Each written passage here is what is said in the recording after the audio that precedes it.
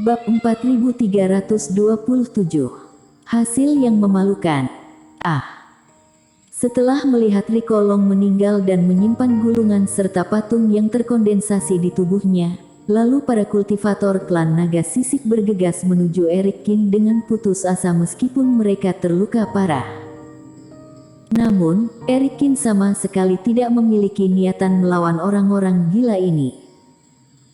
Setelah mengambil apa yang dia inginkan, dia membuat tetua rambut putih dan yang lainnya mundur dengan cahaya pisau, lalu dia bergegas menuju Rico Zeng dan lainnya. Mereka yang bertugas menjaga Rico Zeng adalah murid biasa dari Sekte Awan. Melihat Eric Kin datang menuju mereka, orang-orang ini sudah takut dan satu persatu langsung kabur ke segala arah, lalu dengan mudah memasukkan Rico Zeng dan yang lain ke ruang permata. Segera setelah itu, Eric Kin melambaikan tangannya ke belakang. Lebih dari 10 pola dewa yang disiapkan sejak lama dibuang dan meledak di udara pada saat yang bersamaan. Pola dewa hancur dan Reiki menghilang. Di bawah getaran kehampaan, Reiki melesat ke seluruh langit. Kecepatan tetuamu dan lainnya juga pasti terpengaruh. Setelah itu, Eric Kin berakselerasi menuju satu arah seperti panah yang meninggalkan tali. Teman seiman Kin, aku sudah membantumu membunuh Rico Long, kamu berutang budi padaku. Saat ini, Eric Kin mendengar suara wanita. Suara Kenny Gu. Aku tidak mengerti apa yang kamu bicarakan. Hatinya bergerak sedikit dan Eric Kin menanggapi dengan acuh tak acuh. Kejar, kejar. Tetuamu berteriak dan kultivator dari dua bagian melintasi area di mana pola dewa meledak dan mengejar Eric Kin seperti jaring besar. Jarak puluhan mil berlalu dengan cepat. Sedangkan Eric Kin juga menemukan tujuannya di tengah kekacauan itu. Sebuah pulau terpencil dengan area yang luas muncul di lautan. Di pulau ini terdapat susunan formasi kuno yang juga menjadi tujuan utamanya. Terjun lebih dulu ke pulau, Eric Kin menembakkan beberapa reiki dan beberapa formasi yang telah diatur di sini sebelumnya langsung diaktifkan. Ilmu sihir yang mengikutinya langsung menghantam tirai cahaya formasi yang naik. Dan Eric Kin yang mendarat, melihat kembali ke arah energi pembunuh dari tetuamu dan lainnya pun menundukkan kepalanya untuk menekan bagian tengah formasi.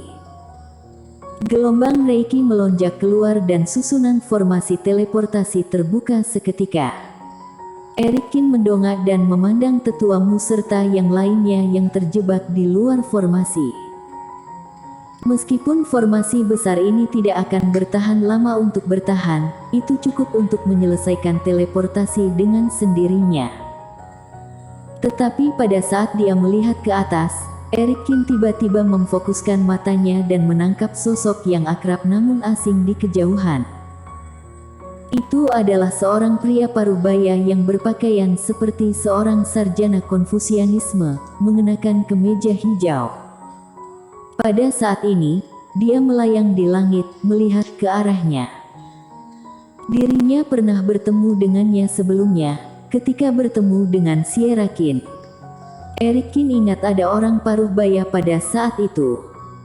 Dan seperti saat itu, cendekiawan Konfusianisme memperhatikannya untuk beberapa saat sebelum menghilang dengan diam-diam. Siapa sebenarnya orang ini? Merasakan tarikan kekuatan luar angkasa yang konstan, sosok Eric Kin pun menghilang di atas formasi besar itu. Terdengar sebuah ledakan. Sesaat kemudian, formasi pertahanan di luar pulau dihancurkan berkeping-keping oleh para kultivator yang marah. Namun, ada keheningan yang mematikan di pulau itu, tidak ada aura Eric Kin dan secara alami pancaran cahaya yang membubung juga menghilang. Menyebar, periksa dengan cermat untukku, jangan lewatkan setiap sudut. Tetuamu juga melihat sekeliling dengan wajah dingin. Lapor tetua, tidak ada jejak anak ini. Pulau itu kosong dan tidak ada fluktuasi Reiki yang ditemukan. Aku menemukan formasi teleportasi yang hancur. Formasi ini tentu saja bukan formasi teleportasi zaman kuno. Eric Kin meninggalkan pola dewa pada formasi kuno, jadi setelah dia pergi, para kultivator bahkan formasi teleportasi di pulau itu tidak dapat menemukannya. Dan formasi ini memang sengaja dibuat oleh Eric Kin, tujuannya untuk membingungkan mata semua pembudidaya, mengira dia masih berada di wilayah laut ini. Lagi pula, dirinya hanya ingin meninggalkan area ini, kembali ke identitas asli dan sepenuhnya menghapus jejak Tobi Qiu. Jika semua orang melihat bahwa dia telah pergi, maka arti bersembunyi ini menjadi tidak ada gunanya. Waktunya kurang dari 7 hari. Orang ini melarikan diri dan dia pasti menggunakan formasi teleportasi pulau ini untuk melarikan diri dengan cara sebelumnya. Kenny Gu menggelengkan kepalanya dan berkata, "Sialan, pria sialan ini. Dia pasti terluka parah sekarang, tapi dia menghilang, Ark. Tetuamu sangat tertekan dan dengan marah menembakkan cahaya Reiki, yang secara langsung menghancurkan formasi teleportasi dan masih merasa tidak puas, jadi dia pergi ke lubang besar pulau terpencil ini lagi dan meledakkannya.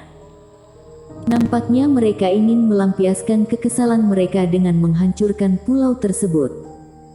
Melihat asap memenuhi udara, mengingat teknik penyembunyian dan teleportasi khusus Eric Kin sebelumnya, sudut mulut tetuamu berkedut hebat. Eric Kin baru saja mengembunkan batu-batu besar yang tak terhitung jumlahnya sebelum menghilang di dasar laut. Sekarang semua pandangan kultivator tertutup dan Eric Kin telah menyiapkan formasi teleportasi di sini, entah kemana Eric Kin akan berteleportasi selanjutnya. Sekarang matahari sudah akan terbenam dan ketika saatnya tiba, berkas cahayanya menghilang dan bahkan targetnya hilang, lalu apalagi yang masih mereka kejar? Malu. Hampir 200 orang mengejar dan membunuh Eric Kin selama 7 hari.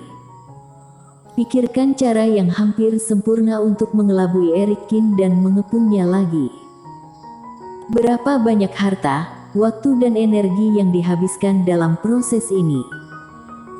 Pada akhirnya masih gagal, belum lagi Rico Long berhasil dibunuh, tapi Eric Kin berhasil mundur dan merampas patung negara bagian Shenmue. Lupakan saja. Klan Naga Sisik pasti lebih ingin membunuh orang ini lebih daripada kita dan Tobi Qiu tidak akan menjadi lebih baik lain kali. Tunggu saja untuk menghadapi kemarahan klan Naga Sisik. Setelah melampiaskannya, tetuamu menarik napas dalam-dalam dan perlahan menjadi tenang.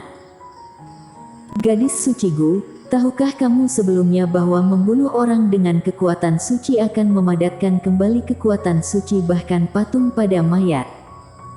Segera, tetuamu menatap Kenny Gu dalam-dalam. Dia tidak punya waktu untuk memperhatikan ini sebelumnya, tetapi sekarang Eric Kin telah kehilangan jejaknya.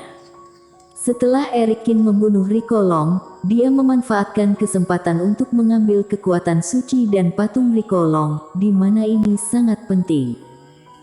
Ini juga pertama kali aku melihatnya dan aku sangat terkejut. Kenny Gu menggelengkan kepalanya.